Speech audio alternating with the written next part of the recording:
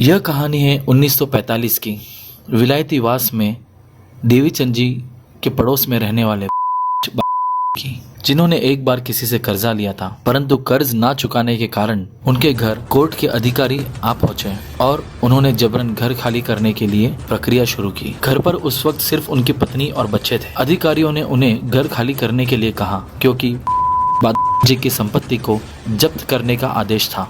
उनकी पत्नी ने उन्हें बहुत समझाया, जब उनके पति घर पे नहीं है तो ऐसे में वह कहाँ जाएंगे। अधिकारी मानने को तैयार नहीं थे। विलायती वास के सभी लोग इस हंगामे को देखते रह गए, लेकिन किसी ने भी उनकी मदद के लिए आवाज नहीं उठाई। महिला ने पड़ोस में रह रहे देवीचंद जी के दरवाजे को खटखटाया, उन्हें सारा मामला समझाया और उनसे मदद की गुहार की। देवीचंद जी ने बिना किसी चीज की परवाह किए अधिकारियों से बात की और यह जिम्मेदारी ली कि अगर जी 1 महीने के भीतर अपना कर्ज नहीं चुकाएंगे तो वो खुद उनका कर्ज चुका देंगे। मामले पर हस्ताक्षेप करके उन्होंने अधिकारियों को तसल्लीपूर्वक वहां से लौटा दिया और इस तरह देवीचंद जी उस निर्दयी दिन के बच्चे और पत्नी के लिए रक्षक बन गए और उन्हें उनके घर से बाहर निकलने से बचा दिया।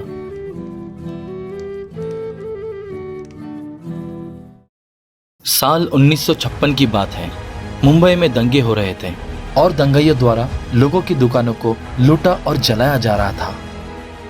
Vast mobs have been out in the streets of Bombay during 6 days of violence that have included murder as well as wrecking, burning and looting. हालात इतने खराब थे कि सड़क पर अगर कोई भी दिख जाए तो दंगाइयों द्वारा उन पर एसिड की बोतलें फेंकी जा रही थी। इसी दौरान देवीचंद जी के साले जी और उनके रिश्तेदार, जो पेशे से ज्वेलर थे, मझगांव में फंस गए थे। उन्हें वहां से निकालकर अपने गुलालवाड़ी वाले घर लाना था। माहौल बहुत खतरनाक था, लेकिन देवीचंद जी ने अपने दिमाग और हिम्मत से काम लिया।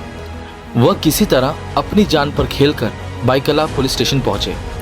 वहां उन्होंने सब इंस्पेक्टर को अपनी पूरी कहानी बताई और उन्हें पुलिस सुरक्षा दिलाने के लिए कहा।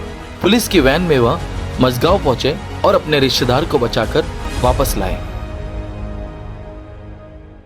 ये कहानी 1985 की है। गुलालवाड़ी दूसरे माले पर रह रहे देवीचंद जी के पड़ोसी के 20 वर्षीय बेटे के साथ एक भयानक घटना घटी।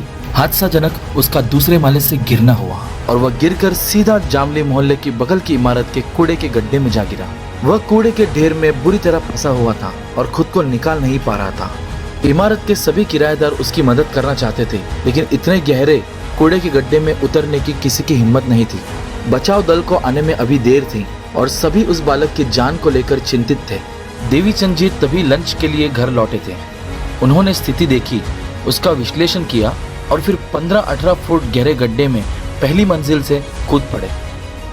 देवीचंद जी की इस बहादुरी और सूझबूझ की वजह से एक बार फिर से एक जान बच गई। इस घटना के बाद उनकी मोहल्ले में जमकर तारीफ हुई। उनकी बहादुरी के किस्से हर किसी की जुबान पर थे।